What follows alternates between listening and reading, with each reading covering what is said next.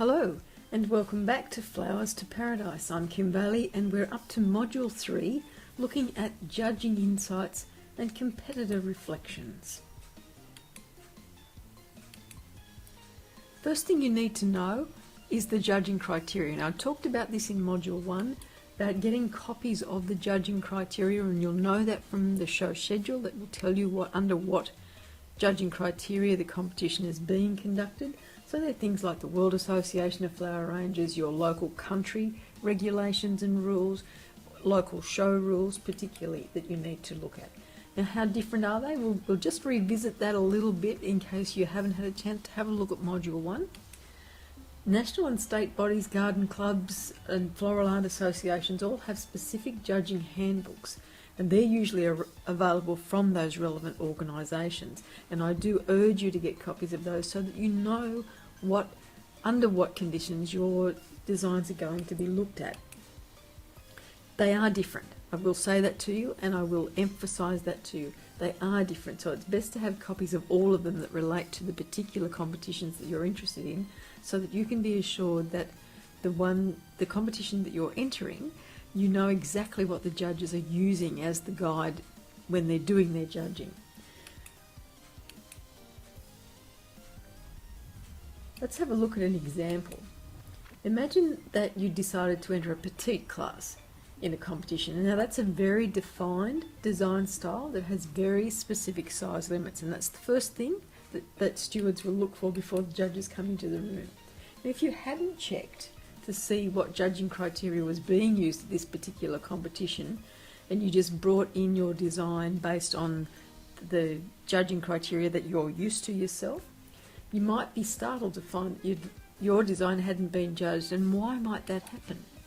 Well, let's have a look at some of the definitions from recent competitions around the world that I've been associated with. In Barbados, at the World Association of Flower Arrangers World Show, the definition of a petite design was width 30.5 centimetres, depth 30.5 and height 30.5. Now if I look at my own regulations in Australia, they're very different to that. In Australia, a petite design is over 10 centimetres and less than 23 centimetres. Height, width and depth, all the components, the container, the plant material, the base, must be in scale with one another and within that size limitation. And what we actually do is we make ourselves a template box that we sit over our design so that we know that it's within that space allocated. But you can see the difference between the Australian judging criteria and the world judging criteria for this particular show. If I look at another country, if I look at the UK, their definition is for a petite is an exhibit not exceeding 25 centimetres in width and depth, and the height, if stated, should be in good proportion, and then they give you some examples of how the height would work. So again, quite different to the World Association and to one another, of course.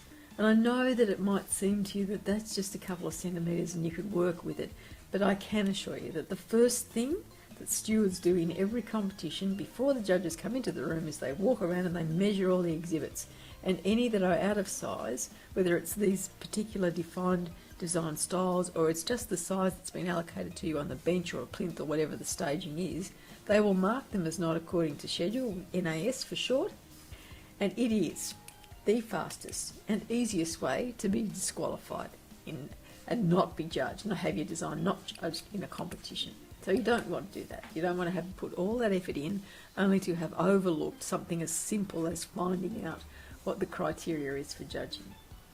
Apart from that, exhibits designs are judged on 5 main areas in every competition: the character and form of the design, the principles and elements of design, creativity and originality, technique and finish, and the condition of your plant material. Well, let's have a look at those individually then, and as a rider to all of that, before we look at them individually, remember that your plant material should predominate over all other components in the design, and that will be in every show schedule, I guarantee you, because that's what floral art's about. So the example we're going to look at was titled Citrus, Glass and Grass. It was on the bench and it had an allocated space on the bench and the height was unlimited. So let's look first of all character and form of the design. The question we ask ourselves is, does the design conform to the specifications of the show schedule? So the space allowed was 70 centimetres, so it fits into that width of space. Next question we ask ourselves is, how well does it convey the general idea of the style or the theme specified by the class title? Now, there was no specific design style that was in the class title, so it was just an interpretive design. So citrus, glass and grass, and so you can see that the three components that are mentioned in the class title are obvious in the design. The principles and elements of design, now there's quite a number of those. It's balance, the height, the width and the depth of your design. Dominance, is there one stronger, more dominating effect? And that should be evident, so it might be line direction, it might be colour, it might be texture. Contrast, so they're variations of textures, colours, lines and forms placed to emphasise their differences that give vitality to the design. Rhythm, and that is a reflection of line direction, transition, gradation and repetition of lines or forms or spaces or colours and patterns. A few more in the principles and elements of design is proportion, the comparative amounts and areas of colour, form, space and texture as it relates to the whole of the design, which is different to scale, because scale is the size relationship of the individual components to each other and the size of the design to its placement in that space that's allocated. Unity and harmony, the combination and use of all components generally appears harmonious as a complete unit. So if you get all of those things right, then your design will appear to have unity and be harmonious. Let's have a look at our example in terms of these things. Balance. Now, what I want you to do, if you can, if you've got it on a big enough screen, is to put your hand over the grasses at the top of this design, the things that are coming out of the cut oranges on the top shelf. And when you look at it, you can see that the design just doesn't look right, that it's unbalanced in terms that it's very square and very flat and very uninteresting, and it needs that the height that is given by those grasses to lift the design and to give it more vitality, which we'll look at in some of the other principles and elements of design. So dominance in this case is line, the lines of the placement of the plant material and the lines of the glass shelving. Both of those are the dominant features, so everything is about line in this design. Contrast, and in the contrast I've got the colour of the fruit and to a lesser extent the contrast in the textures of the grass at the top, so with the seed heads as well as the stems of the grass. The rhythm, so there's rhythm in this design because there's repetition of the form, so the roundness of the fruit, there's repetition of the glass as a component, there's repetition in the placement, so there's matching placements of the elements in this design. Proportion, so there's almost an equal amount of space and components in this design. If you draw an imaginary rectangle around the design, you'll see that what you can see as solid elements in the design is almost equal to the space that is, and that then forms part of the design. So the proportions are right, and the individual scale. If you look at the scale of the fruit that is in this design is in line with itself and with the other pieces of fruit that are there. And so there it appears to have unity and harmony because it all blends together and comes together in a harmonious manner. So creativity and originality is the unusual use of or combination of materials and colours, an original touch to an old style, imagination and flair. So this is an area where you can really gain some points because you need to show the judges that you can do something different, that you can think a little bit outside the standard way of presenting designs. Anything that expresses a fresh, well executed idea of the competitor is what they're looking for. Original designs, not copies of your own or other people's work, will be more favourably considered. And you might wonder how a judge could possibly know that you have done this particular design before, or you've copied someone else's. Let me assure you that they do. They look at all the same magazines and websites and videos that we do, and they talk to one another, and I think my best example is that I do 2 competitions that are spaced probably 300 miles apart, and I got caught out. I'm thinking that they were far enough away from one another that the judge that came at one show wouldn't be at the other show, and she was. And it's blind judging. They don't know that they're seeing the same competitor's work, and so they will say, well, I've seen this design before, it's not different enough. It can be the same based on the same elements, but you might change it slightly, which is what I had done. But the judge said, I've seen this design before and recently, because the competitions were only about a month apart, and so I'm not judging this design because it's a copy of another one.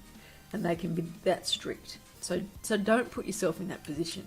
It's an opportunity for you to think about a new design. Creativity and originality here is what's most creative and original in this design is that there's no flowers.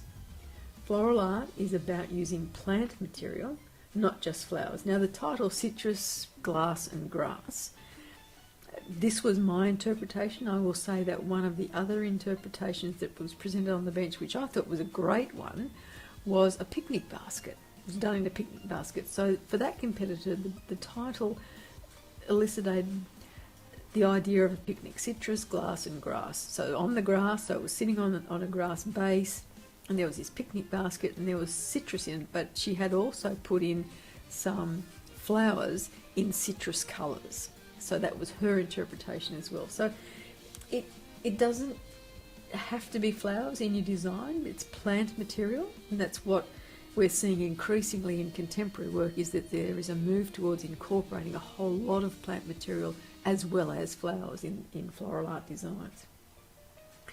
The fruit I've also used here to my advantage as a water source for the grasses at the top of the design. Technique and finish is the next area that they're going to look at. So what they're looking for is good workmanship, and again I talked about that in Module 1, about how we really should be making every effort to have our mechanics as perfect as they could possibly be. Attention to detail, so finishing off the edges, making sure that the area is clean and presented in a pristine way for the judges. Staging and positional placement on the bench, and again I talked about in Module 1 about giving your design a little bit of lift, a little bit of space around it if that's appropriate, so that it stands apart from anything else that's on the bench. And if you haven't looked at that section in Module 1, I think it's best for you to go back and have a look at that. It's towards the end of Module 1 about placement on the bench, particularly because it is an area where you can gain a few extra marks against any of the other competitors in your field. Having trouble with my speech today. So technique and finish for our example here. The design is neat and all the components are clean. The angle it's placed on the bench emphasises the line direction of the design. So in this case I have placed it parallel to the edge of the bench because I want to emphasise that particular line within the design as well. And you'll understand that more if you've been through Module 1 and you hear about the different ways of emphasising line and your design when you're placing it on the bench. The condition of your plant material. The physical state of the plant material at the time of judging, and it needs to be unblemished or the blemishes covered if that's the case, and it needs to be fresh. The condition of containers, accessories and drapes.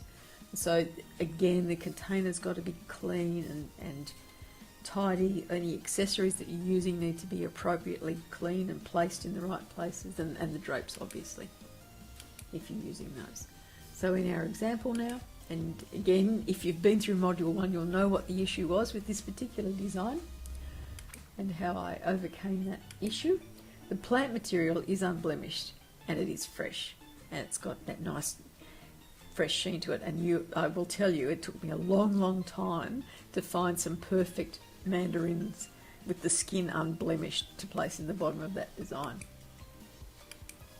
The containers and the glass components, the shelves, appear clean and neat, and the brandy balloons that are used as the supports and the containers for the two lower levels, they were shined to within an inch of their lives, because I wanted that to obviously be clean and to add a little bit of sparkle to the design. So citrus, glass and grass in this competition gained first place, because all of those things that we've looked at added to the point score for it to be lifted above the other competitors in this particular competition. So we'll look at another one now, Kaleidoscope of Colour. This is a much bigger design. This is in a staging that is 2 metres by 2 metres. Character and form of the design. Does the design, as we'll go back through our questions, does the design conform to the specifications of the show schedule? So the space allowed was 2 metres by 2 metres by 2 metres, and it's a bit of an optical illusion. The top of that ring doesn't actually go above the backboard, which was 2 metres high. It's just the angle of the way the photograph was taken. How well does it convey the general idea of the style or theme specified by the class title? So again, there was no design style specified, but the theme was Kaleidoscope of Colour. So I'll leave you to think about how well does it convey the general idea of Kaleidoscope of Colour. We look at the principles and elements of design again. Just a reminder: balance, the height, the width, the depth. Dominance, one stronger or more dominating effect. Contrast, the variations of textures and colours and lines and forms. The rhythm.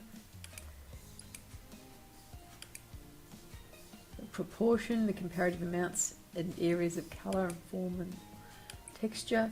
The scale, the size relationship of the individual components, and unity and harmony. So overall, does it give us this harmonious feel? Is it all united and appears to be one design?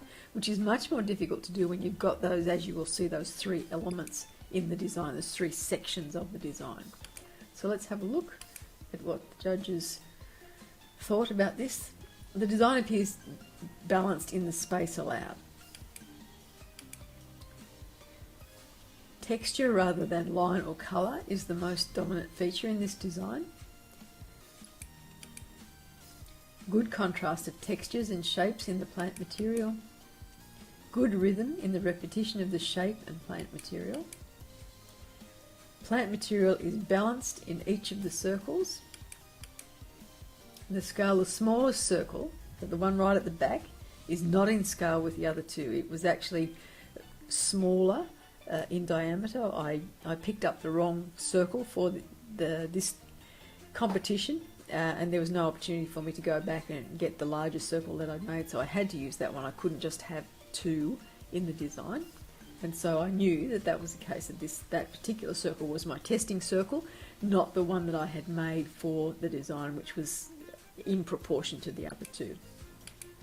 And unity and harmony, there is good harmony in the design, but it lacks a little bit of the unity because of that change in the dimensions of the circles. So creativity and originality, an unusual use of or combination of materials and colours, or an original touch. Anything that expresses a fresh and well executed idea of the competitor. Original designs, not copies of anyone else's.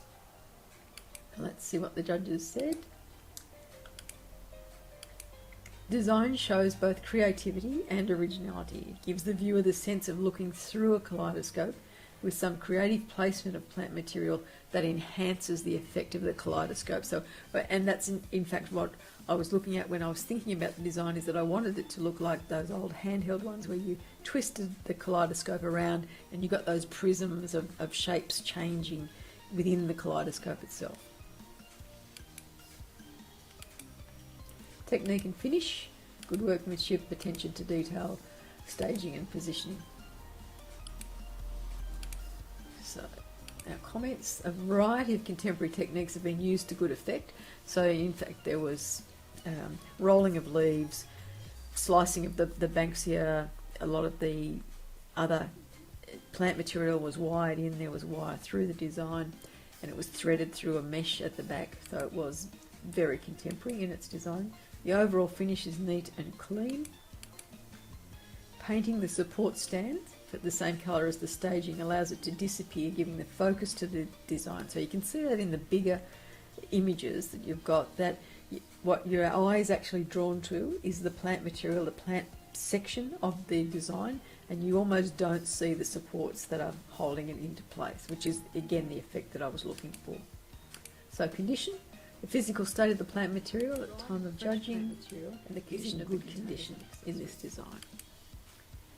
Let's see what the final comments were from the judge. You can see there how that painting, that staging, the support stand is the same colour as the actual staging itself, means that you almost don't see them. You do see them, but you discount them because you've drawn back to the circles of plant material. So judge's comments, this was a very well planned and executed design technically. But, in inverted commas, the judge considered it too dry and lacking in the vibrance of colour that he was seeking for the class title Kaleidoscope of Colour. And when I saw some of the other entries, I can understand that in comparison this did look very dry and very well, less vibrant, I guess, is the issue. And some of that came down to the choice of plant material. I really didn't think about how small the purple and yellow colours would be in the overall scheme of the design, and I should have had much bigger, bolder plant material. I could have kept to those colours and it probably would have made all the difference, or I could have massed those together to give a more massed effective colour within the confines of that design. So you learn from every design. So just a word on point scoring for judging. Your local judging rules may vary with regard to the actual points used for scoring, but always keep in mind that point scoring is widely used in judges. So judges will have a scale of points based on those elements that we've looked at, and particularly based on the elements and principles of design, and they will point score each design if they need to do that to differentiate between designs, particularly where there are a number of designs that merit awards. So what quite often happens is that the judge will go along the bench. First of all, they'll look at all of the ones that are out of size and they don't get judged. Next thing they'll probably look at is their reaction to the design itself. Is it those first two things we looked at? Does it conform to the size? So we've eliminated that. And now does it meet the design style or the interpretation of the class title? And if it doesn't work for them on those two things, then it's going to be put aside and maybe considered at a later date. And then they'll be left with some designs. They'll look at them and they'll look at them in terms of the principles and elements of design, and start, if they feel a need to, start to give a point score on those things, just to gauge which ones are better than others. And then when it comes down to choosing the last few, they will do a full point score on everything that is within those judging rules. Again, why you've got to know what rules they're going to be using, so that you know the weight that is given to particular elements. So in some cases, creativity and originality might be given 10 points out of 50, and sometimes it's only given 5 out of 100. So you need to know what the mix of points is, so that you know what areas are the most important for you to get right as you move up the scale of competition. A judge's task is hard. They have to select designs that maintain a standard of floral art while encouraging all of us competitors to continue to put in designs. In some competitions, a judge may withhold a first prize should the exhibits not be to a required standard, and they might award a different prize instead. And often that will be in the show rules, so you need to look for that in your show rules as well when you're reading the schedule. And not be distressed if it happens. I actually understand it. I know a lot of people don't. A lot of people rail against it. But I think that it's a good way for us to remember that we are supposed to be maintaining a standard as competitors, and also in terms of the judges looking at our designs. So NAS, not according to schedule, is the term that's used when an exhibit does not comply with the requirements of the show schedule. It generally results in the exhibit being in inverted commas, disqualified from judging, although it may be left on display. And again, that will be in your show rules, in your competition rules. And so let's have a look at some of the ways that disqualification can happen. An exhibit includes anything specifically forbidden in the show schedule. An exhibit omits anything specifically required by the show schedule. An exhibit does not comply with the required maximum or minimum size requirements, so we've covered that already. A particular design style is required and a different design style is staged. And we might talk about a couple of those in a little bit more detail. Firstly, an exhibit includes anything specifically forbidden in the show schedule. Now that might be things like the show schedule might say that the design is achromatic. So that means that you can only use black, white and grey. So if you've got green showing, foliage showing in any of it, then that's actually forbidden by the show schedule in terms of being achromatic. So you might be discounted that way. Another good example that happens fairly regularly is where the show schedule says that this is foliage only to be used in this class, and you have buds with the colour showing, or you have actual flowers in it, or you don't check to see what the definition of foliage is. And again, we talked about that in Module 1 about a show schedule actually having a definition of what they consider foliage for that particular competition. So if you had flowers or something other than foliage, then they're the things that are forbidden, and you've included them, so your design would not necessarily be judged. So an exhibit omits anything specifically required by the show schedule. So that can be the reverse. So you might have a schedule that requires that you have to use roses or you have to use dahlias, and you don't. And so then you're not complying with the schedule or the class title, and so you're not according to schedule, and so you're disqualified. Figurines are another one that features heavily in that area. An exhibit doesn't comply with the requirements, maximum or minimum size requirements, and so more often than not, apart from the petite and the miniature where they are defined sizes for the design style, it's usually that people go over height or they go outside the space allowed. Now I know I have a competition where they use plinths, and it's a competition that goes for 2 weeks. So some of the days the plinth area is 60 centimetres square. So, for some of the designs the space allowed is 1 metre square, and you have to read the show schedule really carefully to see whether the design is one of those days where we can go outside the plinth, or whether it's one of the days where we've got to stay absolutely within it. And that means not just that the base of your design that's sitting on the plinth fills that space, but that they'll draw the line up the sides of the plinth, the imaginary line, and if anything of your plant material comes out over that edge, it's out of size. Oversize often with height, with the bigger designs where say it's a 2 metre height restriction, and you can't, if you're a normal height person like me, you can't see that it's gone over the top, but the judges will stand back or they'll stand at the side and they'll say no, it's over height, and that again you're outside of the schedule requirements. A particular design style is required and a different design style is staged.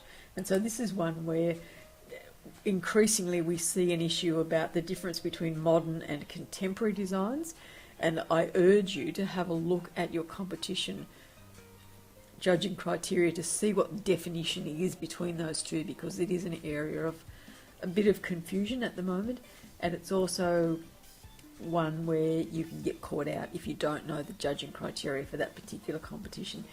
In my case, we have it very clear here that modern relates to designs that are in the period of the 1960s to about the 1980s, and contemporary design comes after that. And contemporary design is much more what is happening now in floral art. So let's have a look at some of the things that judges see at every competition. And here's where I've talked to judges around the world about what they are seeing most commonly. So the 5 mistakes seen most often in competition, regardless of the level of competition: not complying with the show schedule. So those things that we've just finished talking about, as well as a whole host of other things. Back in Module 1, I talked about reading the show schedule, knowing the show schedule so that you do comply with the show schedule. The principles and elements of design are ignored. Now this is something, again, we've just gone through those, so you can go back and you can revisit those if you haven't had an opportunity to study those in very much detail. That's what the judging is based on. Purely and simply across the world, principles and elements of design. And so if you don't follow those, then obviously your design's not going to be judged as well as you would like it to be. Too many accessories, including the explanatory cards that seem to be dominating at the moment in competitions. And what judges want to see is that your design, your plant material tells them the story of the class title. Poor use of the staging and the space that's allowed. So using too much, filling the space, not using enough of the space, not having that balance of space around your design, not using the staging to advantage within your design, and we'll talk about that a little bit later. And lazy workmanship. And as I said in Module 1, and I feel like I'm repeating myself a bit, we just shouldn't be doing it.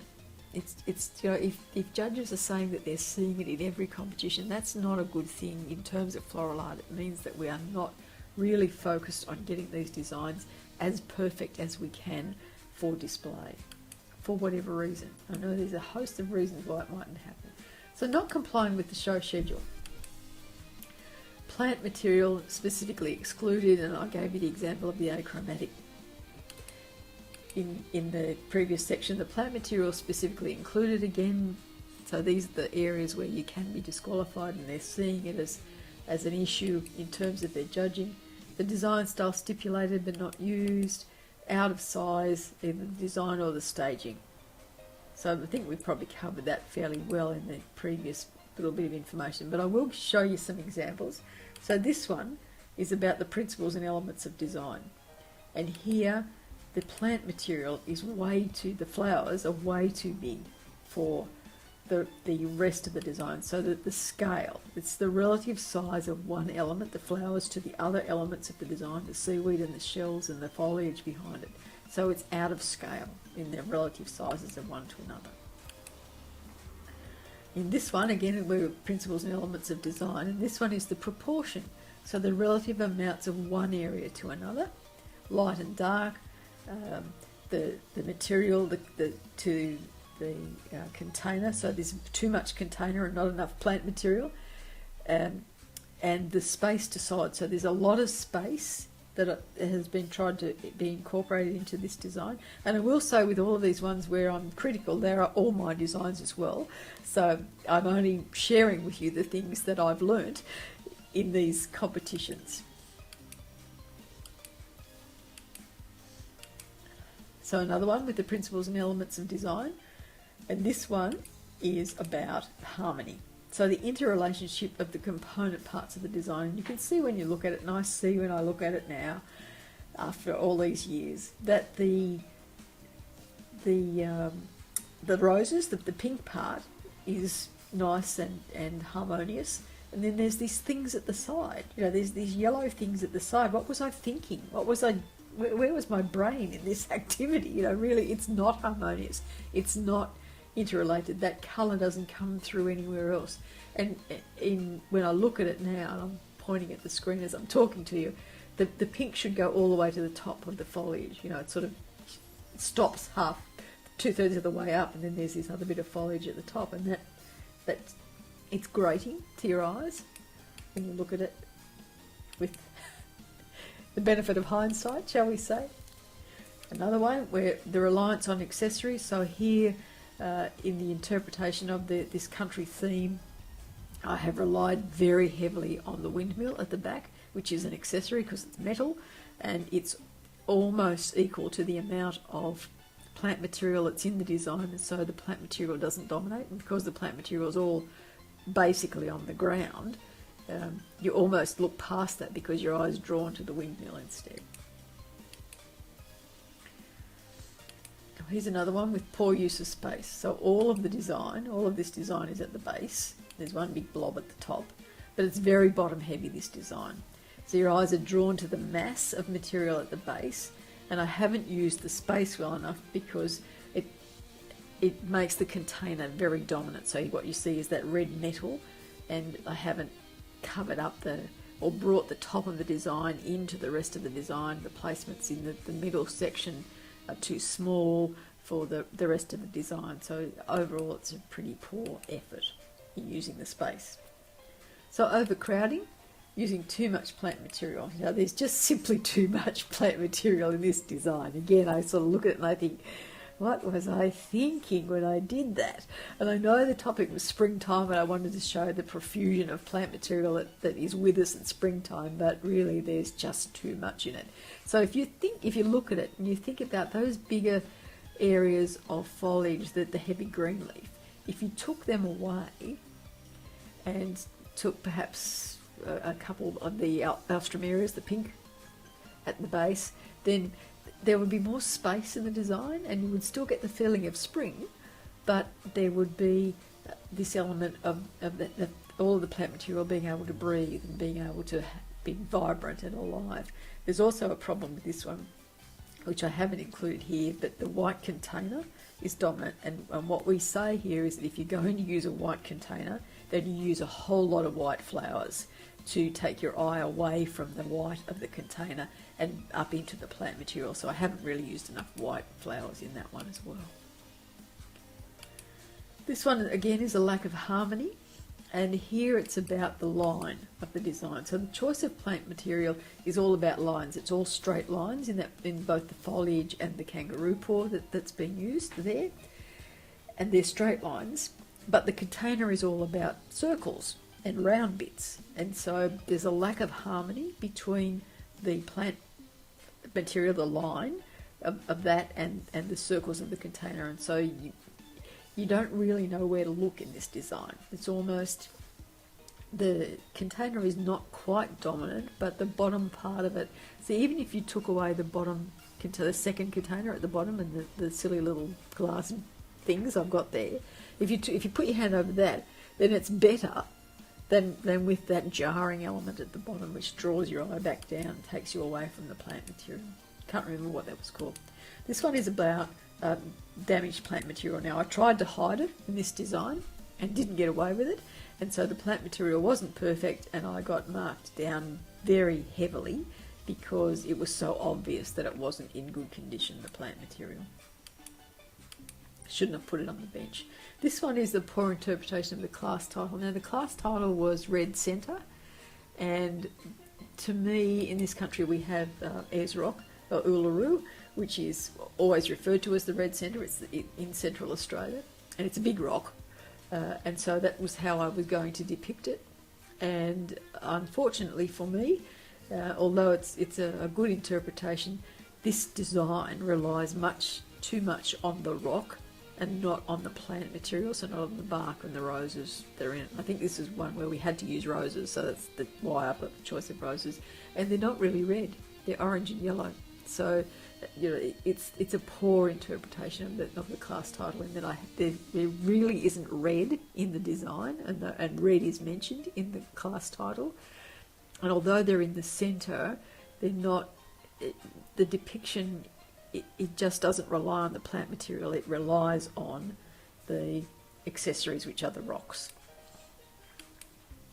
Bit critical, I know, but I want you to understand and be able to look at your own designs and to see what the judges are seeing so that you can improve. You know, all of these are a long while ago, I will say, and I have improved since then. So let's look at some design specific comments, and as I said earlier in the series, these are on my designs because comment on designs from judges should be about your own designs. And although I've talked to judges generally about designs that they're seeing, I don't have any specific comments about other people's designs because that's just simply not fair. So this one was an impose called Australis.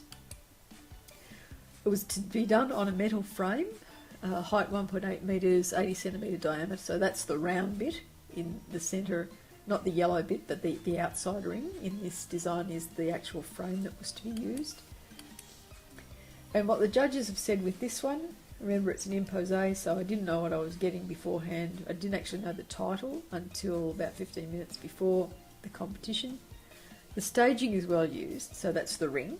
However, the right top placement of the green banksia isn't necessary and detracts from the overall effect. And I can see that now. Again, if you put your hand over it and just look at the rest of the design, it's not so bad. It still is a bit bottom heavy, which is the next, in the comments anyway, it'll come. The blocking of the yellow raffia is very dominant and affects the colour rhythm because I haven't brought that yellow into the design enough anywhere else, and so that in a ring just stands out. There was plant material on the front of it. This is an image from the side because you get judged from the side as well, but obviously not enough for this judge. And the bottom focal area competes with the staging, which it does. Your eye gets drawn to the bottom of this design and you almost don't see the rings at the top. But it was a very good effort. So I was happy with that, and I can look at it with these comments and I can say, yes, I understand that, yes, I see this. And I know that when I was putting it together, what I was thinking, and it came out the way I was planning. But when you step away and look at it, you can see what the judge is seeing without their mind being cluttered by all of the mechanics of putting it together in a short time frame. So in this one, the title was Test Tubes and Dahlias. The bench space allowed 75 centimetres and judged from the front, which is the way you're seeing from the image. So the judges' comments were a nice choice of materials which fit the category, and I think in this one we had to use dahlias, which is why they're there.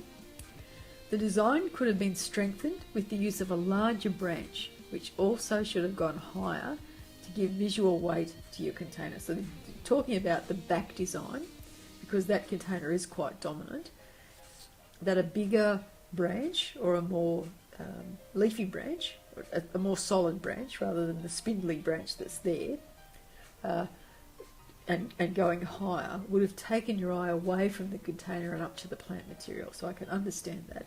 But I wonder then about the balance of the design. So I would have to try it to see if that actually made a difference. Very neatly done. So again, if we think back about those 5 things that most competitions are judged on, the fact that the balance and some of the principles and elements of design weren't quite right were covered somewhat in the point score by the fact that it was a neat finish.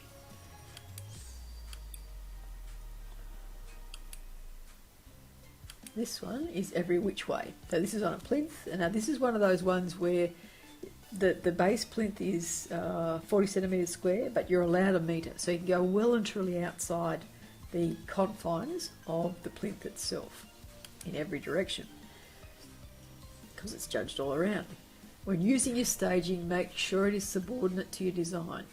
Better use of space needed. So what is happening here is that the baseboard that I have used for this design doesn't cover enough of the staging, the plinth, so that that becomes subordinate in the design. At the moment, you're drawn to the plinth to look at that. The design is well interpreted, however, could have gone much higher, and you could have used this area surrounding your plinth. So again, what the judge is saying is, had I gone higher, because I think I only, height-wise, I was probably only about 80 centimetres. So I had a little bit more in height that I could have used. I have brought some of the plant material down below the plinth, but not enough to detract, to take your eye away from the greyness of the plinth. I perhaps could have chosen different colours, because the black against the grey and the pink against the black against the grey does make that base stand out, and so you are drawn to that. You see that it's within the plinth size, and then this other stuff comes out and around it. Now, abstract. abstract on the mesh frame. This is one of my favourite stagings, so I really enjoy doing this. It's always judged from front and back, so you've got to have different on either side, and I just like it. I just like the way I can put designs together on that sort of an environment, and you will find things that you enjoy as well in terms of staging.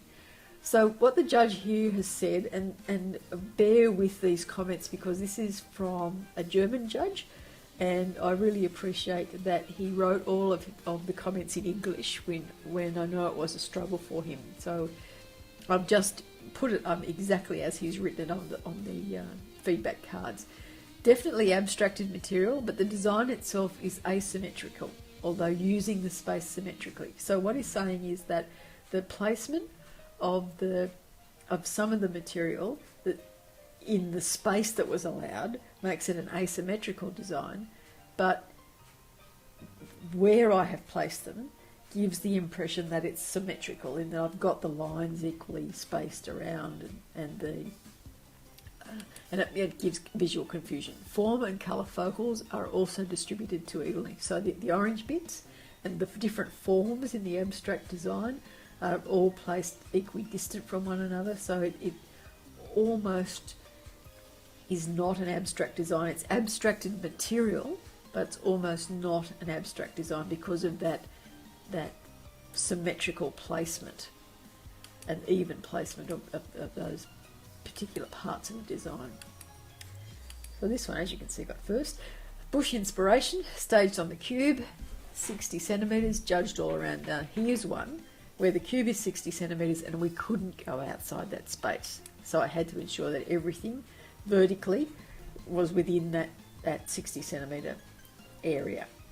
Very good to lift all the vital material higher in the design. So what he's saying here is that because I had some height to work with, that the bulk of the design is above the actual plinth itself. And you can see a little bit of the other design behind me in one of these images, and you can see that they've placed their material on the plinth itself. So this one was different to the others because it lifted all of the material off the bench, and it almost brings it to eye height when the judges are walking around, and so they obviously appreciate that more. Good choice of botanical material, so it was all about bush stuff, so it was bush inspiration, so it looks very lively in a vegetative sense. So he felt it looked like he was walking through the bush because there was all this mix of vegetation in it. Busy and alive and well divided. So what he means by that is that there was something different to look at every angle as he walked around it.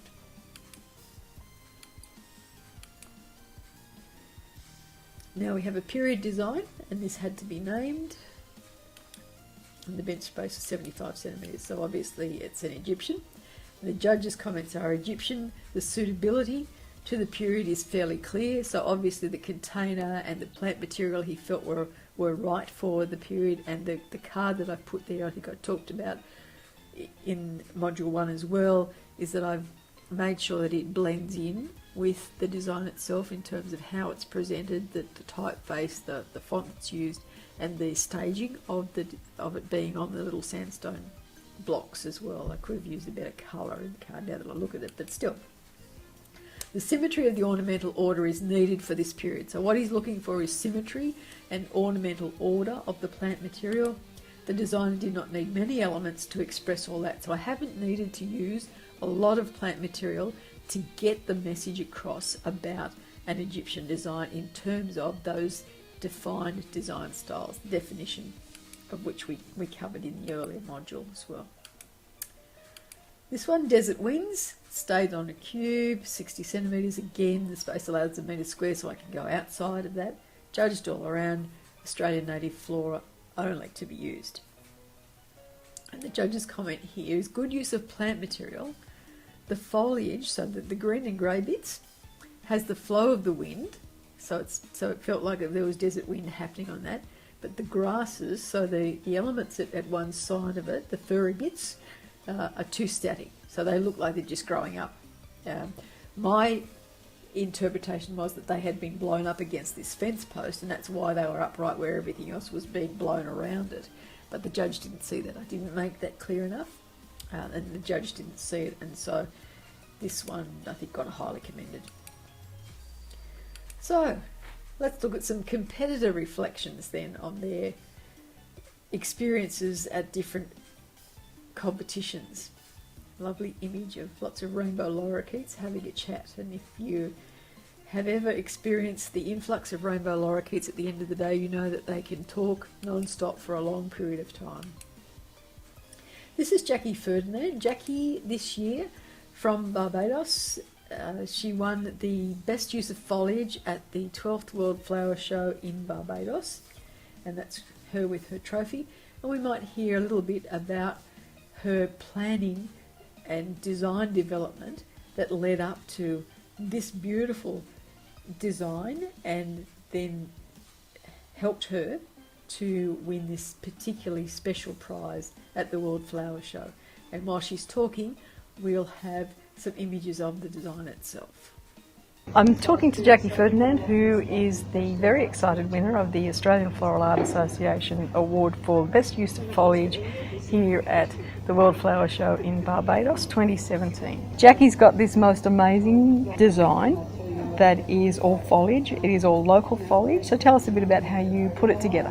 When I saw the theme rhythm, my thought went to movement, lots of movement. And then when I researched the meaning, it also went to patterns and repeats.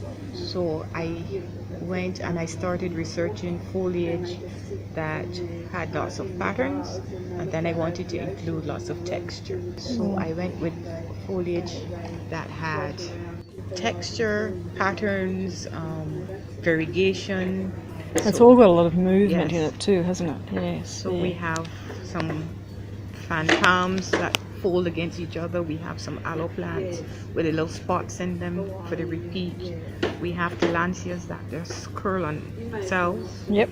We have palms with fingers that look as though they're just stretching out. Yes. And where did you source your material? Oh, my friends were wonderful. When I said that I needed some plant material for the World Show, I had some friends who said, okay, just tell me what you want from my garden, and I was allowed to go through their gardens and take anything that I needed, because as far as they were concerned, this was a world show, this was on the world stage, and they didn't mind being part of it if they couldn't arrange. So you shared the prize with all of these people. That's good. So the trophy gets shared around the houses, you know.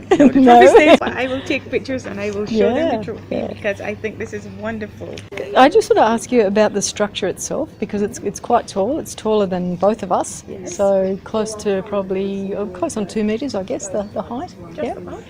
And it's beautifully balanced. So was that a challenge for you, given that some of this material is quite weighty? Yes, but I had the stand designed specifically for this. Okay. Yep. So that made it easier. The difficult part was to go a little higher, so give it some more height. So I had to look for something with some length to go up and still have that movement in it. Yeah. So that's why it's going a little taller. So in terms of the planning for the design, how long did you plan on paper before you started to practice?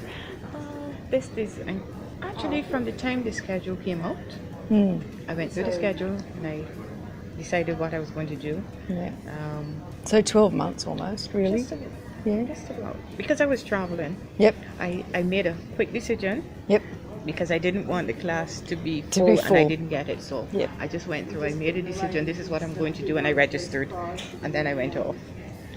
And while I was on vacation, I told myself, but you need to figure out what you're going to do for this thing.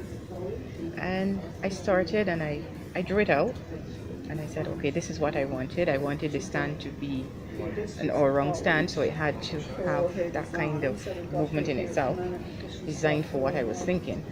And I started drawing it out because I'm a visual. So I started drawing it out, and I came back. I got the stand done, and I was traveling again, so put the stand down. And I just came back and started putting it together. I wanted to use the agave leaf because that texture that is on the leaf forming and the color as well. Yes, the color. And then I decided, because that's the grey, this is the blue agave. Yep. It has that grayish color. Yep. I wanted to use something that would pop on that color, so I went with the limey greens and yellows. Yep. To pop off of that color, and that's where it started. And it really is a quite spectacular design in that it is very rhythmic, regardless of what angle you look at it, because it is an all-around design. There's interest and there's rhythm everywhere that you look. So congratulations. Thank you. A wonderful effort. During the time that I was in Barbados, I talked to a lot of the other competitors and got their feeling about this particular competition, and I'll share those with you. What they enjoyed was the different and challenging staging. So they found that at this particular competition there was some very different staging to what they were used to, and that some of it was quite challenging. And there were things like the rum barrels that I used. For some of them they don't work with mesh, so that was interesting for them to work with the mesh. The niche, the little light box that was used, and many countries don't use a niche or haven't used them for a long period of time, and I know there was some consternation with some of the countries because they weren't aware, didn't check the judging rules and the definitions of these particular bits of staging, and didn't understand what you could and couldn't do when you're using a niche. So that was the challenging part of it for them. There were lots of choices in classes. There were in the end 25 classes for competition, so lots of choice about titles and staging, different types of staging, and opportunities to do something you were comfortable with or something that would challenge you a little bit in this very well considered competition. There was a very high standard, and that's been my experience at all the world shows, that the standard that you see, people seem to lift themselves for this competition because it's only held once every 3 years. It is something of a very special competition. But it's nice to see that I see that happening more in local shows as well, that the standard is starting to lift, that people are really looking at this being a true expression of their art and their craft, and they're trying to maintain a very good standard for the public to see, and then that generates more interest, and so we get more people doing it, and we develop more, and we have a bigger range of associates around the world where we can enjoy competition. The competitors enjoyed the fact that it was a panel of judges. Each class was judged by 3 judges, international judges, representing all of the countries that were there, and then the special prizes were then voted on by all of the judges. The judges had a full day before they did their judging with an arbitrator, and he set out the rules of judging for this particular competition and made sure that everyone understood what the rules were and the process that they were going to follow in terms of judging. And I think everyone, both the judges and the competitors, found that that was a really good process to go through, so that everybody felt that the judging was fair and equitable in the end. The competitors who chose to do impose designs found that it was good to have the titles in the schedule. Now I know that with one of the classes there was an issue about, because they couldn't get the plant material that they wanted, the organisers couldn't get the plant material that they wanted because of a tropical storm, that they had to change the colours that were being used in one of the imposes. But overall, the competitors liked the idea that the titles were in the schedule, so they got a chance to think about them beforehand. Even though they didn't know what sort of plant material they were going to get, they did know the staging that they were going to be using, and so that was interesting for them to start thinking about how they might utilise that staging and know what it was going to look like, rather than it just being, here it is, do it. And for a lot of the imposes that I've been involved with, you get the title 15 minutes beforehand in this mad rush of brain power to try and think about what you're going to do in this staging with all of this stuff that you've just been presented with. And you take the first half an hour to actually unpack the material and to see what you've got. And if you don't do it carefully enough, I know that in one of the competitions, one of the competitors stepped back and looked at the other designs and said, I didn't have one of those in my box. And what had actually happened is that he hadn't unpacked everything, and it was in the bottom of the box and he just hadn't seen it. So it's an interesting way to do designs. the variety of interpretations is always exciting, I think, at any competition when you see how people think about this title. Everyone gets the same title and they look at it in so many different ways, or they incorporate plant material in so many different ways for the one title, and that's always exciting at every competition, I find, to go along and see what that engenders. And I think the bonus in terms of the World Show is that they're coming from everywhere around the world, and so they're used to using different plant material, they're used to using different design styles, and you see all of that at the one time, which is great. I guess the big drawback, and it's been a drawback for all of the world shows that I've experienced, is the plant material.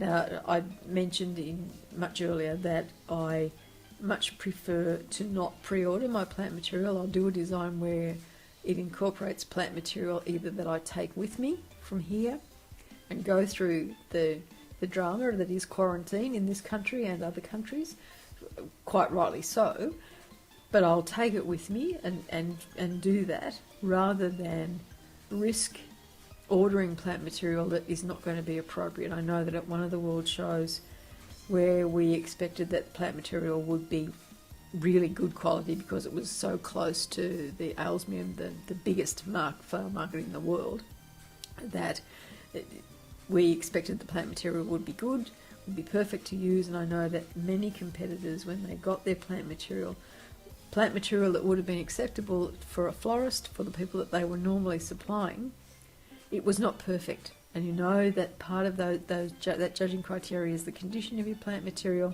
If it's not perfect in a world competition, you don't want to use it. And there were people who had set their heart on using this particular type of plant material. They couldn't really think of anything else to use, and there wasn't the opportunity to go out and buy something else. So I tend to do my designs based on what I can take with me, plant material wise, or on things that I know I can buy in a supermarket, because that way I can look at the plant material. It's going to be reasonably priced.